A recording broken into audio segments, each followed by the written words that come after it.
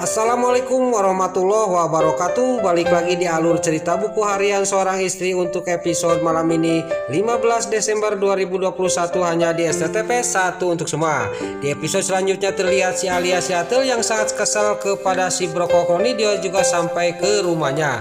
Dia juga sambil marah-marah, tiba-tiba datanglah si Kehead Kelvin. Si Kehead Kelvin juga di sini nanya kepada si Alia Seattle, "Kenapa kamu marah-marah?" kata si Kehead Kelvin. Terlihat si Alia Seattle juga menceritakan semuanya kepada si Kehead Kelvin bahwa si Brokokoni dia sudah mengetahui bahwa kita memasang CCTV di rumahnya di Ratu dan dia juga membawa satu CCTV. Kita minta tebusan 100 juta supaya bisa menutup mulutnya dia, kata si Alia Seattle mengatakan kepada si Kehead Kelvin.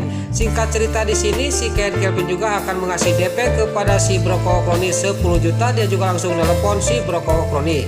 Si Brokokoni juga langsung dia menerima telepon dari si Kehead Kelvin. Sambil dia juga bingung bahwa CCTV-nya sudah tidak ada di kantong jasnya karena diambil oleh Mbak Lia. Tapi dia juga tidak nyirinain, dia juga langsung tertawa dan dia mengangkat telepon dari si Kehead Kelvin.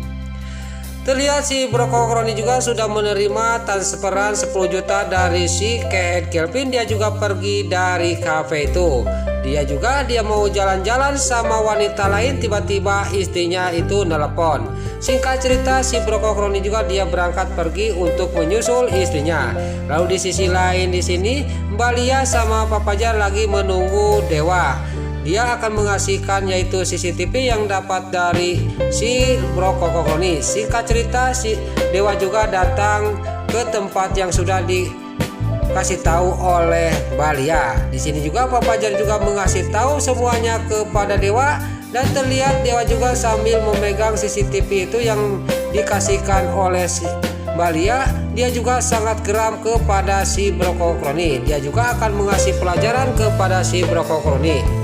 Tapi Mbak Lia di sini ngomong kepada Dewa, "Kamu itu jangan asal marah aja. Kamu harus diselidiki semuanya supaya terbongkar semuanya," kata Mbak Lia kepada Dewa, "supaya kita bisa menjebloskan mereka semua ke penjara," kata Mbak Lia kepada Dewa. "Iya benar kata kamu Lia," kata Dewa kepada Mbak Lia. Singkat cerita di sini Dewa juga dia sudah sambil membawa CCTV itu dia juga pergi dari hadapannya Mbak Lia sama Pak Fajar.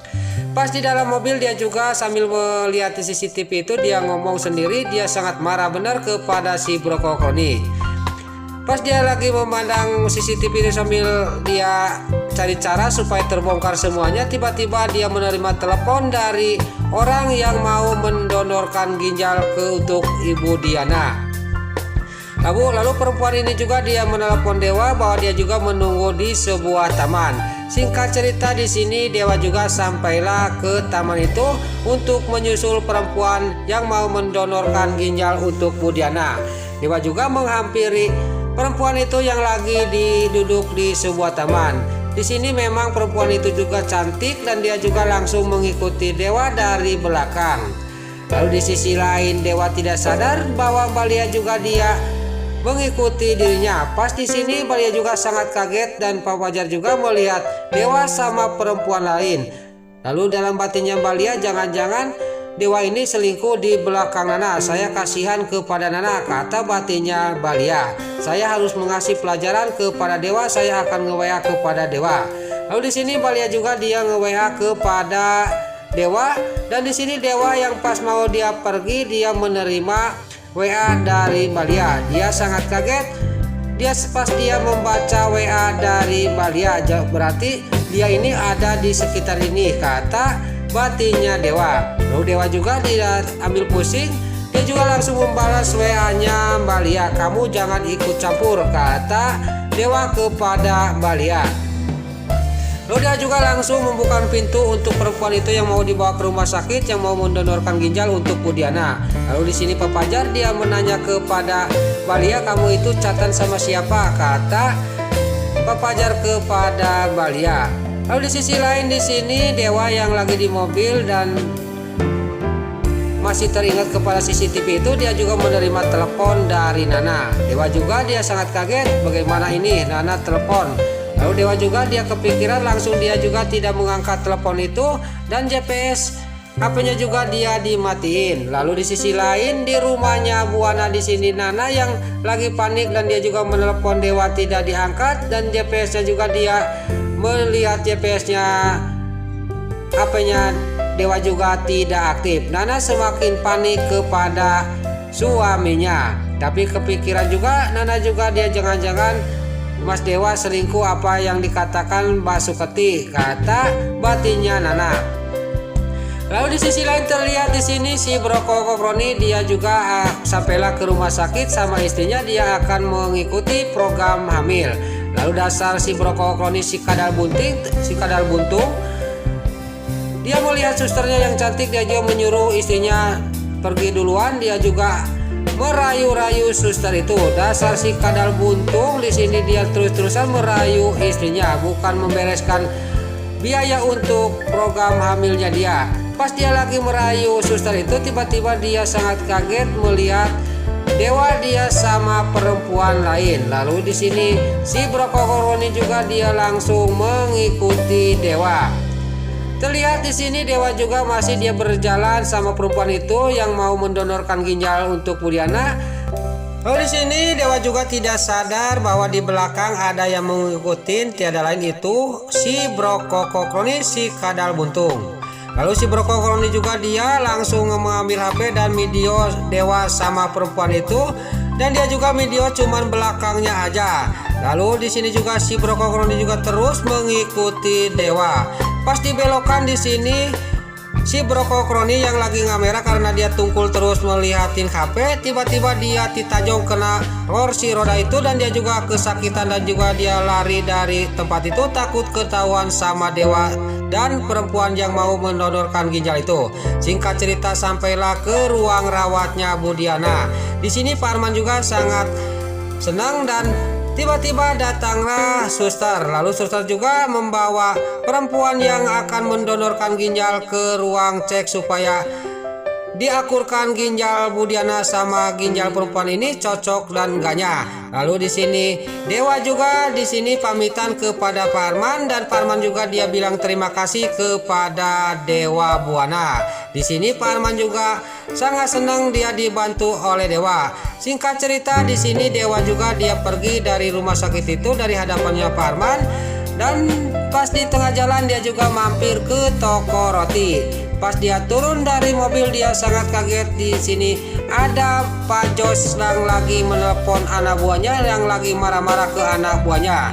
Lalu dia juga menghampiri Pak Jos yang sudah menelpon anak buahnya, dan terlihat Pak Jos juga ngomong kepada Dewa, kita sudah lama tidak ketemu ya Dewa, tapi saya lagi tidak mood sekarang, lagi marah kepada anak buah saya karena anak buah saya tidak becus mengurus Sri Devi, yaitu ular kesayangannya Pak Jos.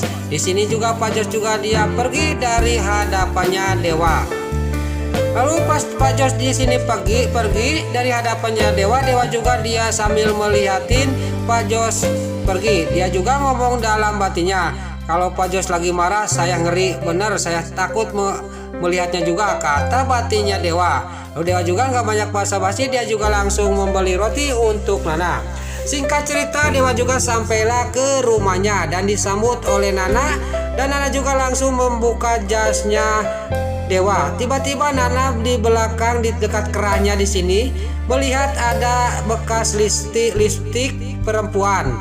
Tapi di sini Nana juga dia tidak, supaya tidak curiga Dewa, dia juga menyuruh Dewa cepat-cepat mandi. Lalu Dewa juga dia suruh mandi sama Nana, dan Nana juga dia pergi ke kamar. Di sini Nana juga sudah pergi ke kamar, dan pas di kamar dia juga penasaran sama lipstik yang ada di baju di jasnya Dewa. Dia juga langsung diterangin oleh lampu itu supaya jelas, dan terlihat Nana juga sangat kaget dan terkejut. Dia juga langsung menyium jasnya Dewa, dan Nana juga di sini kok ini parfumnya juga bukan parfum saya, ini pasti parfum perempuan lain, tapi parfumnya kayak sama dengan parfum Lia, kata Nana sambil juga dia melohok. Tiba-tiba Dewa juga dia mengikuti Nana ke kamar. Dewa sangat kaget melihat Nana yang lagi masih memegang jasnya dia dan Dewa juga langsung menghampiri Nana. Tapi Nana juga di sini masih dia juga tidak mau dicurigain oleh suaminya, bahwa dia melihat ada bekas lipstik perempuan di jasnya Dewa. Nah, itulah alur cerita buku harian seorang istri untuk episode malam ini 15 Desember 2021 hanya di SCTP 1 untuk semua. Besar kemungkinan di sini juga si Broko Kroni juga, dan rahasia besarnya si Ken Kelvin juga memasang CCTV di rumahnya Neratu akan segera terbongkar, dan si Broko Kroni juga akan keseret ke kantor polisi karena dia juga ikut campur dengan urusannya si Ken Kelvin. Sebelum Mimin pamit, bagi dulu mama, tante-tante, bunda-bunda dimanapun anda berada yang baru bergabung dengan channel ini, jangan lupa tekan tombol like, komennya, dan subscribe-nya. Dan jangan lupa nyalakan lonceng notifikasinya juga ya guys. Sebelum Mimin pamit, Mimin mohon maaf kalau ada salah-salah kata dan kata-kata min balelo lobati soedat karena Mimin terus ngabudah. Mimin mohon maaf. Sekarang Mimin pamit. Wassalamualaikum warahmatullahi wabarakatuh. Salam sehat selalu dimanapun anda berada. Terima kasih.